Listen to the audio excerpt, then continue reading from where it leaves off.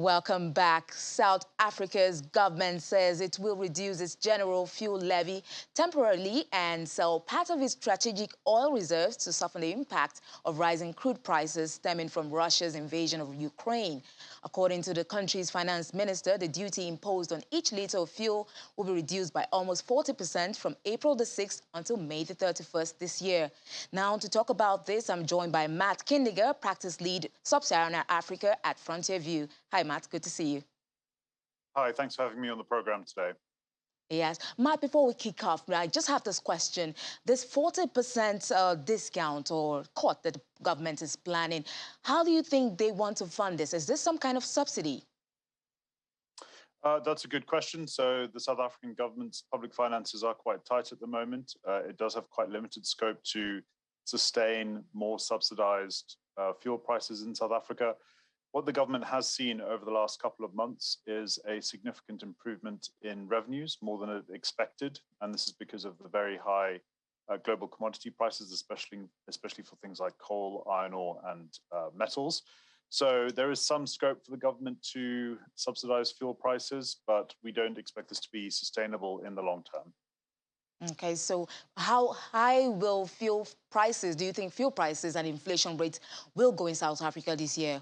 What's your projection? Yeah, certainly. So there is scope for fuel prices to rise further, especially if the government can no longer sustain subsidizing fuel in the country. Our base case here at Frontier View is that global oil prices will probably remain above $100 a barrel over the next couple of months, and there is some scope for them to rise as far as $150 a barrel or above for weeks at a time throughout the year. And this is because of relatively strong global demand, and also because we are expecting Russian supplies to fall simply because of the existing sanctions having an effect on oil services companies operating in Russia. So we are seeing gradually declining supply and increased demand. And this is despite the fact that OPEC is going to be increasing production.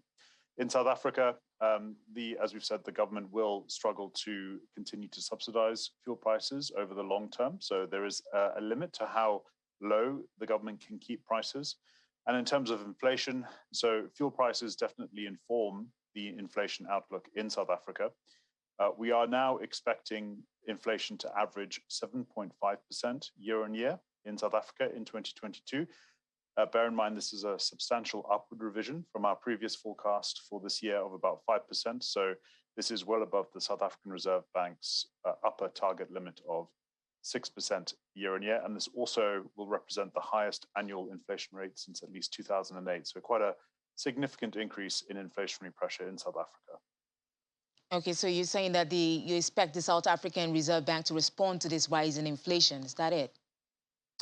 Well, yes, certainly we would expect the South African Reserve Bank to do something, notably increase interest rates. So interest rates did fall to a record low during the start of the pandemic of about 3.5%. The South African Reserve Bank was very keen to support the economy through the difficulties caused by COVID. And this is well below the pre-COVID levels that we were seeing of about 6 or 7%. So the Monetary Policy Committee has already begun to tighten and raise interest rates. From the end of 2021, it raised interest rates from 3.5% to about 4.5% now. And if we see further surges in inflation, this is likely to continue. Additionally, the economy is expected to perform relatively well in Q2 and Q3 because of very strong demand for export revenues. So this provides additional space for the Reserve Bank to increase interest rates. However, we don't think the South African Reserve Bank will be very aggressive with its interest rate increases. And this is because although export revenues are quite strong in South Africa at the moment and will be for the next few months, consumers and businesses are extremely sensitive to high interest rates. And this is because of very high unemployment and quite weak domestic demand in the economy. So the South African Reserve Bank will need to strike a balance between containing inflationary pressure, but not stifling out credit growth, which has been so important for the economy over the last couple of years. Could you be more specific about the challenges that these businesses are facing in this high inflation environment?